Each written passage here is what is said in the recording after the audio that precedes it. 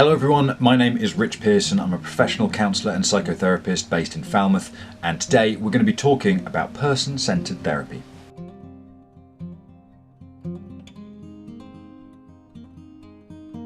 So for people who are new to counselling, you may have never heard of the term person-centred therapy, but it's been at the absolute core of pretty much all counselling and therapy for the last 50 years or so. Person-centred therapy is a form of counselling and psychotherapy which puts, as it suggests in the title, the person at the centre of the therapeutic process. Even things like Gestalt therapy or CBT come back to the core principles and core conditions of person-centred therapy. Person-centred therapy was created by a guy called Carl Rogers, who was essentially the godfather of modern day counselling. He came up with these three core conditions that he said were vital for any counsellor to have in order to be able to effectively help their clients. These core conditions were congruence, unconditional positive regard, and empathy. And I'll go through what each one of those means now. Congruence essentially is authenticity, honesty, being truthful.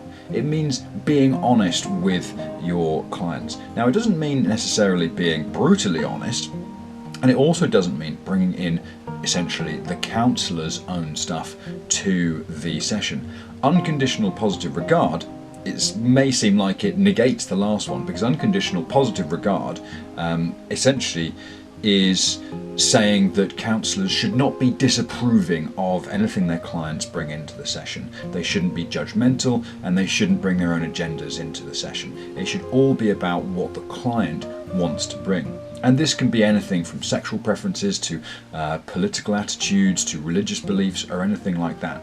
It's about essentially not accepting and agreeing and colluding with everything that the client brings into the session, but not judging them for it, not making them feel bad for something which may be socially distasteful or anything like that.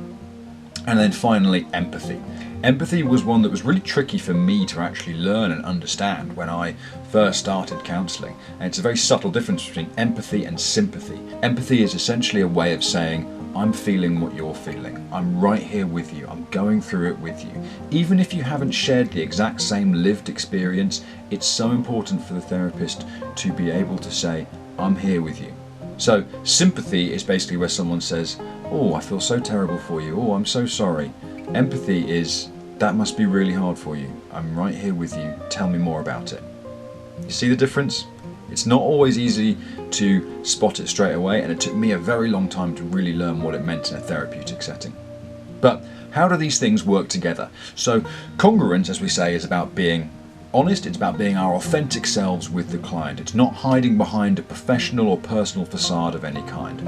Unconditional positive regard means that we will not judge or disapprove of anything that the clients bring into the sessions, even if these things may be against the law, violent, or anything like that. Because if someone brings in something to the sessions, if someone says, I get gratification out of being violent towards other people, then you could very easily judge that person and say, well, you sound like a terrible person. Why are you doing that? But as soon as you do that, that person is going to retreat and not want to talk about it anymore. They've clearly brought it to therapy because they want to talk about it. A much better way of a therapist being able to help someone in that situation is if they come to you and say, I get gratification out of getting completely drunk and going and starting fights with people. And you say to them, okay, tell me more about that. Now you can still be congruent and say, okay, that's interesting, tell me more about that. Do you see where I'm coming from here? It's tricky until you get to see it in an actual client-counsellor relationship and to see it in practice and working, but it does work fantastically well. A lot of people feel like there are absolutes in this world, that there are some people that we just cannot support. Now, I have only worked with members of the general public so far in my counselling career. I haven't worked with any criminals, convicts or anything like that, but I would like to, because first of all I feel like they're the kind of people that need our help the most. If they're going to be rehabilitated and make a difference in the world, then we need to meet those people on their levels and say, okay, you did a bad, illegal thing. People got hurt because of what you did. Let's try and make sure that doesn't happen again. And this is the thing, is If you judge people and you make people feel bad for the things that they've done, even if they've done really terrible things, you're not going to help them change their ways. Carl Rogers realised this over 70 years ago when he first came up with the core conditions, and he said that to be able to help a person, you have to be able to see things on their level. And that's where empathy comes in, underpinning it all, being able to share the experience with someone. And empathy is a really scary thing when you start to get the hang of it. I and many other counsellors out there, I would say almost every counsellor, I think probably at some point in their career, will end up in a situation where they and their client might be crying with each other at the same time. I've done it, and it's very strange for me, but it's also an incredible healing process. And this is where that congruence, empathy, and unconditional positive regard all work together to be able to say to the client, I'm not just someone who's here to listen to your problems and take your money.